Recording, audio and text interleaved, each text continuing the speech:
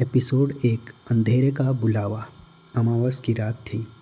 हवाओं में एक अजीब सी सरसराहट थी, जैसे कोई अनदेखी परछाई पेड़ों के बीच से गुजर रही हो। आसमान बादलों से घिरा हुआ था और चांद पूरी तरह से छिप चुका था। गांव का नाम था सोनपुर। बाहर से शांत, लेकिन अंदर से कोई स्याह रहस्यों को दबाए हुए। राघव इसी गांव में पला बड़ा था। शहर में नौकरी करने के बाद वह करीब 5 साल बाद गांव लौटा था। उसके पिता की रहस्यमयी मौत के बाद अब माँ अकेली हो गई थी, इसलिए उसे मजबूरी में वापस लौटना पड़ा।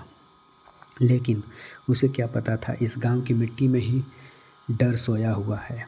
उस रात जब वह अपने बचपन वाले घर में पहली बार सोने जा रहा था, घर की दीवारें अजीब तरह से आवाज़ें करने लगीं, टक टक टक।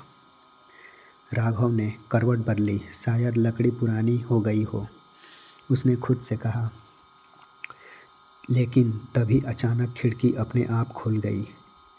ठंडी हवा के साथ एक सड़ी हुई सी गंध उसके कमरे में भरने लगी।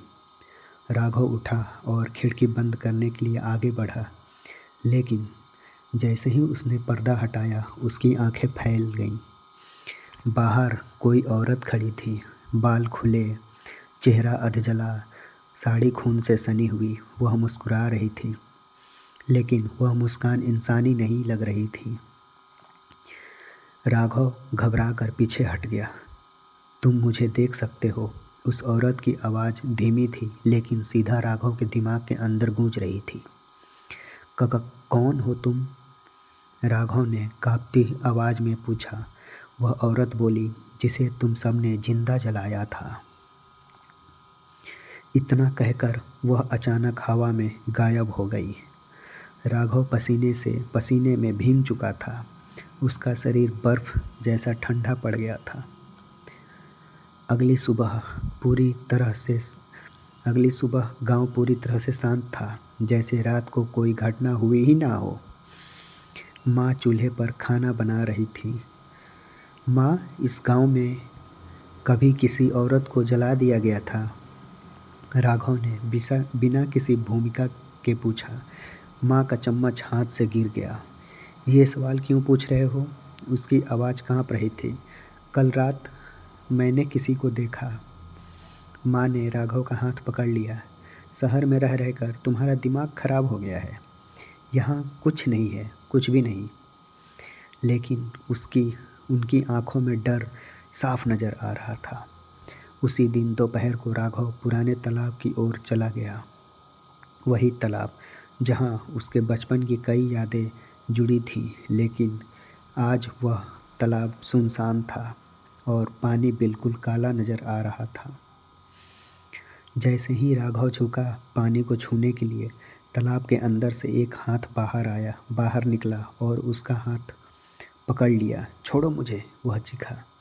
लेकिन पानी के अंदर से कोई आवाज़ आई, अब तुम मुझे छोड़कर नहीं जा सकते। राघव ने पूरी ताकत लगाकर खुद को छुड़ाया और पीछे गिर पड़ा। तालाब का पानी फिर से शांत हो गया, जैसे कुछ हुआ ही ना हो। उस शाम गांव के एक बूढ़े आदमी हरगोविंद दादा ने उसे अपने घर बुलाया। तुमने उसे देख लिया है ना? बूढ़े ने धीमी आवाज़ में पूछा। राघव का दिल तेजी से धड़कने लगा। किसे? माया, दादा ने कहा। वो औरत जिसे बहुत साल पहले गांव वालों ने जिंदा जला दिया था। राघव ने गुस्से में पूछा, क्यों? दादा की आंखें भर आईं, क्योंकि उसे एक डायन समझ लिया गया था। लेकिन सच्चाई ये थी कि वो हम सबसे ज़्यादा मासूम थी। राघव को याद आया कल रात का वो जला हुआ चेहरा, वो मुस्कान। लेकिन वो मेरे पीछे क्यों पड़ी है? राघव ने पूछा। दादा ने उसकी आंखों में देखा। क्योंकि उस रात तुम्हारे पिता उस भीड़ में शामिल थे। कमरे में सन्नाटा छा गया। राघव के पैरों तले जमीन खिसक गई। उसके पिता एक हत्यारे। उसी रात राघव को एक पुरानी डायरी मिली। वो उसके पिता की थी। कांपते हाथों से उसने पहला पन्ना खोला। लिखा था, अगर राघव यह पढ़ रहा है तो समझ लेना अब माया जाग चुकी है। तभी पीछे से एक जानी पहचानी फुसफुसाहट आई।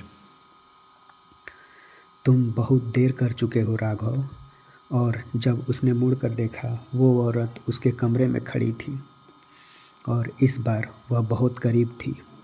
उसकी जली हुई उंगलियां राघव की गर्दन की ओर बढ़ रही थी। अगर आपको ये हमारी कहानी पसंद आई तो हमारे चैनल को सब्सक्राइब ज़रूर करें। थोड़ा तो सपोर्ट कर लो भाई, नया नया हूँ। आगे और अच्छे से ही क्रिएट करूँगा वीडियो। धन्यवाद।